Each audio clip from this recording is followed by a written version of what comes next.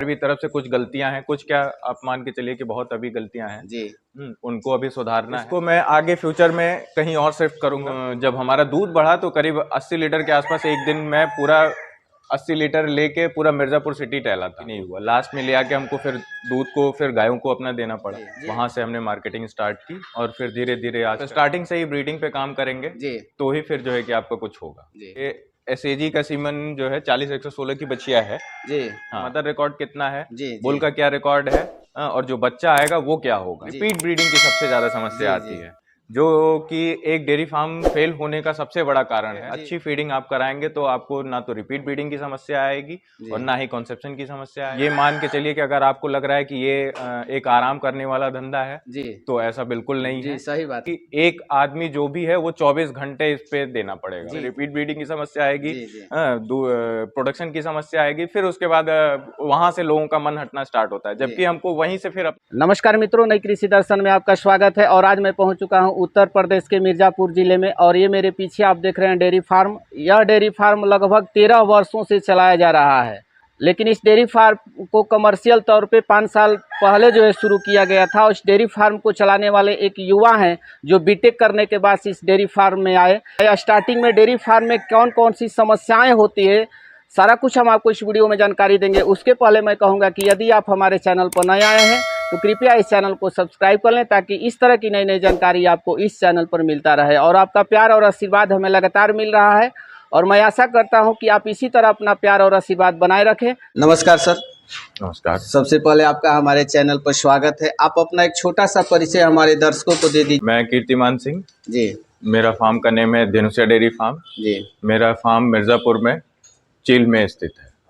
ये मिर्जापुर से कितना दूरी पर है सर आपका फार्म? ये मिर्जापुर आप स्टेशन से मान के चलिए कि लगभग 10 किलोमीटर के आसपास की दूरी है इसकी जी। ये फार्म लगभग मेरा 13 साल का हो गया है, जिसमें लगभग मुझे यहाँ पे मेरा इन्वॉल्वमेंट जो है वो करीब 5 साल का है। 5 साल? हाँ। तो एजुकेशन के बाद डायरेक्ट डेयरी फार्म में आ गए सर? हाँ, मैं बीटेक हूँ जी। इलेक्ट्रॉनिक्स एंड टेलीकम्युनिकेशन डिपार्टमेंट से। हर युवाओं का एक ख्वाब रहता है कि एक जॉब मिल जाए, अच्छे पैकेज पर लोग जाते हैं, और आप सब कुछ छोड़ करके इस लाइन में आ गए। देखिए, पहली बात तो मेरे यहाँ ये फार्म पहले से ही चल रहा था जी जी। और स्टार्टिंग से मेरा जो है कि जॉब को ना लेकर के जी जी कुछ अपना करने का था जी।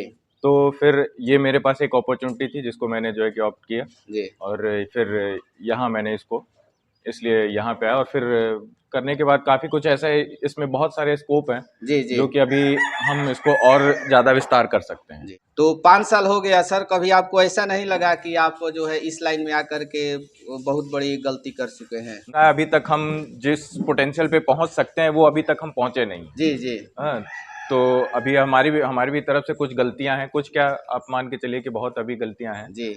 उनको अभी सुधारना है। वो क्या क्या गलतियां हैं सर, थोड़ा हमारे दर्शकों को भी इंडिकेट कर दीजिए। सबसे पहले तो देखिए, फार्म जो आपका होना चाहिए जी, वो प्रॉपर एक जो है कि अच्छे डिजाइन में होना चाहिए जी जी जी। और मेरे यहाँ जो फार्म है ये पहले से बना हुआ था, ये पार्ट में बना है, जैसा कि आप देख सकते हैं। कुछ पार्ट पहले एक पार्ट ये बना है जी जी, उसके बाद दूसरा पार्ट वो बना, उसके बाद तीसरा पार्ट वो बना जी। और थोड़ा मेरे पास जो है जगह की भी कमी है जी। इसकी वजह से जो है कि मैं अपना फार्म को थोड़ा विस्तार कर भी नहीं सकता हूँ उसको जी जी। तो इसको मैं आगे फ्यूचर में कहीं और शिफ्ट करूंगा जी, और वहां पे जो है कि अपना फार्म पूरा जो है पूरा सिस्टमेटिक वे में बनाऊंगा, जिससे कि लेबर भी मेरा बचेगा थोड़ा और गायों को जो है कि अच्छा माहौल मिलेगा रहने के लिए। पहले से जो है क्या था कि हमारे यहाँ बल्टा वाले आते थे जी जी, बाल्टे वाले वो दूध लेके जाते थे, वो 25 रुपया के उसमें लेके जाते थे जी जी। बट क्या हुआ कि अचानक से जब हमारे यहाँ दूध बढ़ा जी, तो दूध बढ़ने के बाद जो है कि सारे बल्टे वालों ने हाथ खड़ा कर दिया कि अब हम इससे ऊपर दूध नहीं ले पाएंगे जी जी जी।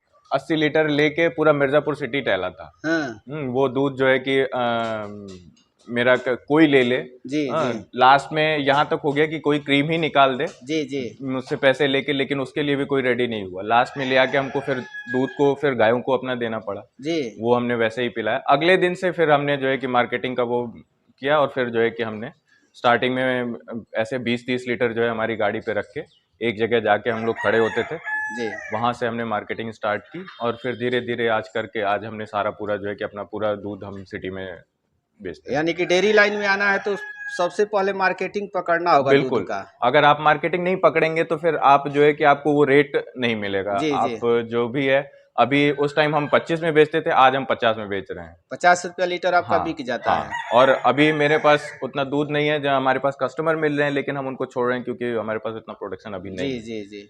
अभी हमारे पास जो है मिल्किंग में टोटल जो है लगभग 18 है। 18 गाय हाँ, है। 18 गाय हैं। उसमें 18 भी तो 18 में भी तो कुछ प्रेग्नेंट होगी।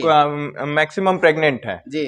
वो भी जो भी है, अभी मान के चलिए कि 5-6 तो उसमें भी जो है कि ड्राई के उसमें पीरियड में जाने वाली जी, हैं, जी। उनको हम ड्राई करने के प्रोसेस में चल जी। चुके हैं। और बाकी जो हमारी हाई एल्डर हैं वो अभी ड्राई पीरियड में चल रही हैं। तो अभी दिन का दूध कितना निकल जा रहा है अभी सर? हमारा जो दिन का दूध है वो करीब 230 से 40 लीटर के आसपास वो प्लस माइनस होता रहता है। दोनों टाइम मिला हाँ, करके। दोनों टाइम का मिला के। और किस समय बढ़ेगा सर? और अभी आप मान के चलिए कि हमारा 2-2.5 महीने के बाद से हमारा जो है दूध बढ़ना स्टार्ट होगा, क्योंकि अभी ये कुछ और अभी आगे 1 महीने के अंदर अंदर अभी और डाउन होगा हमारा। जी, जी, जी। जो पीक पॉइंट पर रहता है उस समय कितना दूध रहता है? अभी लास्ट जो हमारा पीक पॉइंट था उसमें हम 320 लीटर तक पहुंचे थे। जी, जी। और इस बार हमारा जो उम्मीद है वो हमें है कि हम 360-70 के आसपास जाएंगे। जी, जी। तो एक डेयरी फार्म को चलाने के लिए सर कितने लीटर दूध देने वाली गाय से स्टार्ट करना चाहिए? देखिए, स्टार्टिंग का तो क्या है कि हम अगर बहुत ज़्यादा इन्वेस्टमेंट करेंगे तो वो भी इन्वेस्टमेंट के लिए या तो हमारे पास जो है कि पैसा होना चाहिए। जी, जी, जी। अगर इन्वेस्टमेंट का नहीं है तो फिर ठीक है, आप जो है कि 20-22 लीटर 25 लीटर जो भी हमारे लोकल एरिया जी, में जी। गाय मिल रही है वो आप लेके जी। आप स्टार्टिंग से ही ब्रीडिंग पे काम करेंगे जी। तो ही फिर जो है कि आपका कुछ होगा। जी। बछिया अभी देखिए हमारे पास ये सामने ये जो खड़ी है, जी। ये हमारे ये फार्म वाली? इसके बगल वाली ये जी। वाली, ये हमारे फार्म हमारे यहाँ की है। जी। ये एसएजी का सीमन जो है 40-116 की बछिया है। जी। हाँ, और इसने अब फर्स्ट लैक्टेशन में मदर में तो इसका जो है कि लगभग 32 लीटर के आसपास दूध था। जी। लेकिन इसका दूध अभी फर्स्ट लैक्टेशन में 23-24 के ऊपर नहीं गया है। जी। बट इसका जो बॉडी स्ट्रक्चर है, अडर का साइज है जी, और जी। कॉम्पैक्टनेस है, ये काफ़ी अच्छा है। और एक खूबी इसमें ये थी कि जितना इसने दूध दिया ये पकड़ के चलिए, एवरेज इसका जो है कि बहुत अच्छा रहा है। जी। ये पूरे अभी तक ये मिल्किंग में है, लगभग 5-5.5 महीने की प्रेग्नेंट है अभी ये। जी। WWS से है। और जो अभी भी इसका जो 15-16 के आसपास ये चल रही है। 15-16 लीटर दोनों हाँ, टाइम का निकाल हाँ, दे रही हाँ। है। तो बच्चा देने के बाद कितने महीने के बाद जो है सर इसको टीका लगा दिया गया?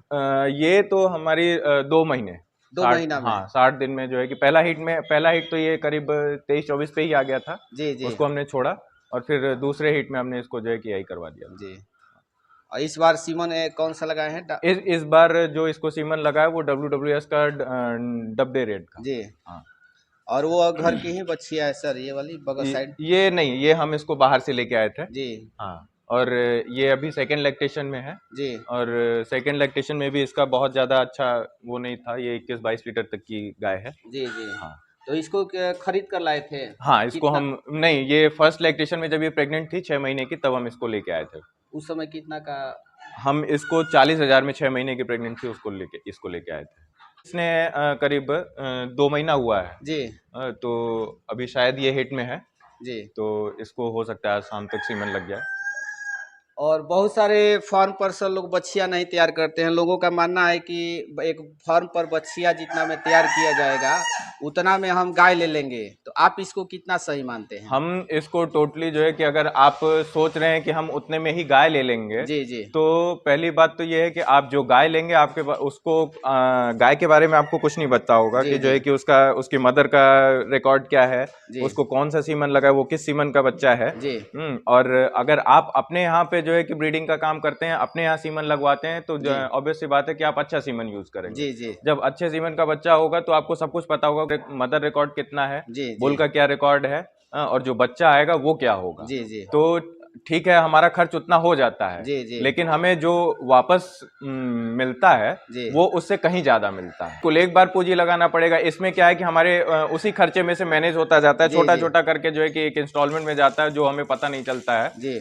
और अचानक से हमारे जब गाय तैयार होती है तो फिर हमको लगता है कि नहीं हमने कुछ किया है। फर्स्ट लैक्टेशन में देखिए कुछ कह नहीं सकते हैं इसका कोई वो तो नहीं, अगर हाँ ठीक ठाक है, मदर का रिकॉर्ड अच्छा है तो जहाँ तक हमें उम्मीद है कि अगर आप WWS यूज कर रहे हैं उसमें भी बहुत सारे बुल्स हैं, आप बुल अच्छे अगर सेलेक्ट करके करते हैं तो जहाँ तक उम्मीद है कि 25 प्लस फर्स्ट लैक्टेशन में उसको जाना ही जाना चाहिए। और आप ये मान के चलिए कि आप 3 जनरेशन तक जो है कि आप प्योरिटी में पहुंचेंगे। आप सोचिए कि फर्स्ट जनरेशन में आपको कुछ हो जाए तो वो ऐसा कुछ नहीं होना है। वर्ल्ड वाइड का सीमन एक्चुअली क्या है कि यहाँ पे डिलीवरी हो जाती है और हमें जो है कि मैं पिछले लगभग 1.5 साल से WWS का सीमन यूज कर रहा हूँ वर्ल्ड वाइड का, और उसमें मिलने में उसके डिलीवरी में कोई दिक्कत नहीं है। आप अपना जो है कि किसी को भी अगर चाहिए तो फिर वो आप एजेंसी भी लिए हैं सर? जी, WWS का जो है कि अभी हाल ही में जो है कि हमारी जो है बात हुई है क्वालिटेट से, और वहाँ से फिर पूरे यूपी और बिहार का जो है कि हमने उसका वो किया है। अगर कोई लेना चाहेगा तो आप उसको उपलब्ध करा दें? अगर कोई जिसको चाहिए वो बिल्कुल जो है कि हमसे कांटेक्ट करे और उसको जो है कि डिलीवरी या चाहे जैसे भी जो भी सुटेबल वो होगा उसको देख के उसको किया जाए। सबसे पहला जो है कि प्रोडक्शन आप ठीक करिए। उसके बाद जो है आपका रिपीट ब्रीडिंग की सबसे ज्यादा समस्या आती है, जो कि एक डेयरी फार्म फेल होने का सबसे बड़ा कारण है। बछिया ना तैयार करने का लोगों का एक ये भी कारण है क्योंकि वो गाय जो है कि हिट में नहीं आती है, हिट में नहीं आती है तो वो सीमन लगाते हैं, या हिट में आ रही है फीडिंग अच्छी नहीं है तो फिर जो है कि आपका कॉन्सेप्शन में अच्छा वो नहीं आएगा, तो फिर लोग वहां से भागते हैं बच्चों के लिए। लेकिन मेरा ये मानना है कि अगर आप फीडिंग स्टार्टिंग से ही अच्छी कर रहे हैं, चाहे ड्राई एनिमल हो चाहे जो है कि आपका मिल्किंग में हो, हमें हमेशा उसका केयर करके अच्छी फीडिंग आप कराएंगे तो आपको ना तो रिपीट ब्रीडिंग की समस्या आएगी और ना ही कॉन्सेप्शन की समस्या आएगी। और बाकी जो है कि आप बच्चियों के लिए आप जो है कि थोड़ा केयर करेंगे तो आपकी बच्चियां भी जल्दी तैयार होंगी। एक्चुअली फीड में तो बहुत सारी चीजें हैं। फीड में आप जो है कि मिलाने को तो लगभग 19-20 आइटम ऐसे होते हैं जो आप मिला सकते हैं एक फीड में। लेकिन आप जो देते हैं सर वो मेरे यहाँ पे जो है वो मक्का है, चूनी है, चोकर है, तो सरसों की खली है, तीसी की खली है, मस्टर्ड DOC है और सोया एक्चुअली हम लोगों ने अभी इस टाइम बंद किया हुआ है क्योंकि जो है कि सोया का रेट अभी बढ़ गया है। हाँ बढ़ गया है। और बाकी जो है कि ग्वारकोरमा है। तो ये सब चीजें हम लोग मिला के क्या रेशियो रहता है सर?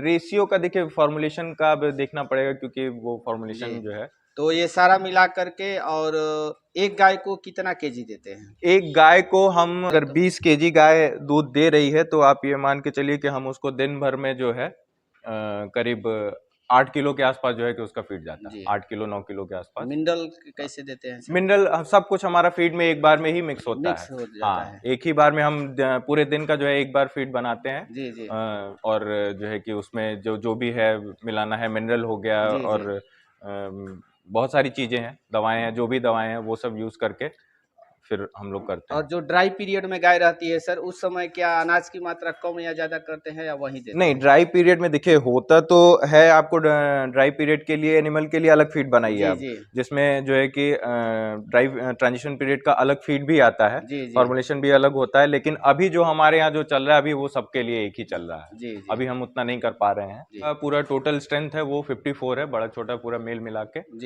जिसमें अभी मिल्किंग में हमारी करीब 18 काउज हैं। उसके बाद पूरा जो टोटल एडल्ट की संख्या है वो 34 के आसपास की। और बाकी उसमें फिर हमारी हीफर्स हैं जो कि कुछ प्रेग्नेंट हैं और कुछ जो है कि अभी बच्चों में है। मतलब तो इतने गायों को तो अकेले संभालना संभव नहीं होता है सर? नहीं, बिल्कुल नहीं, आप अकेले इसको नहीं देख सकते हैं। तो इसमें हमारे पास 2 लेबर हैं। उसके बाद फिर हम लोग भी जो है कि घर के 2 सदस्य जो है कि लगे हुए रहते हैं इसमें भी, दोनों भाई मिल करके चलाते हैं। और मार्केटिंग का भी हमारा है तो उसमें भी थोड़ा टाइम हमारा जाता है। तो ये है कि मार्केटिंग का मैं देख लेता हूँ जी। और बाकी सुबह जो है कि दूध वगैरह जो जाता है उसमें भैया जाते हैं।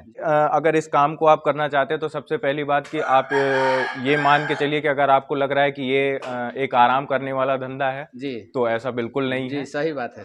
आप जो है कि अगर इस काम में आ रहे हैं तो आप ये मान के चलिए कि एक आदमी जो भी है वो 24 घंटे इस पे देना पड़ेगा जी, उसको। जी, वो ना तो कहीं आ सकता है ना तो कहीं जा सकता जी, है। बिल्कुल, बिल्कुल। और सबसे मेन बात ये है कि आप ब्रीड अच्छे से ही पहले तो जो आप ले आएंगे वो अच्छी ब्रीड ले आइए। जी, उसके बाद आप स्टार्टिंग से ही ब्रीडिंग पे काम करिए जी, और गाय आपकी दूध कम दे या ज्यादा दे, जी, लेकिन जो है कि आपको फीड पे जो है कि कोई समझौता नहीं जी, करना जी, है। जी, और एक बात ये भी है कि अगर कोई भी फार्मर नया फार्म खोलता है जी, तो पहले साल तो उसको सब कुछ अच्छा लगता है, लेकिन जी, अगले 2 साल 2.5 साल 3 साल जी, वो फार्म कोई भी फार्म हो वो जो है कि लॉस में जाता ही जाता है। जी, जी, हाँ, तो आप ये मान के चलिए कि हमें 3 साल 4 साल कैसे भी करके उसको जो है कि क्रॉस करना है। जी, उसके बाद ही जो है कि आप एक अच्छे इनकम की जो है कि आप उम्मीद जी, रखिए।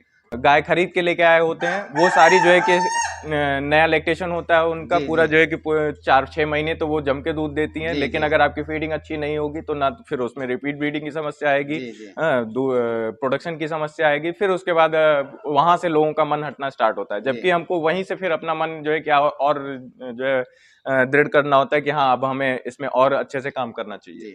सर, शेड की लंबाई चौड़ाई कितना होगा टोटल? ये शेड हमारा जो है ये लेंथ में अभी जो है 42 है जी, और इधर से हमारा लगभग 30। 30 है। हाँ 30 चौड़ाई है और जी, लेंथ 42 है।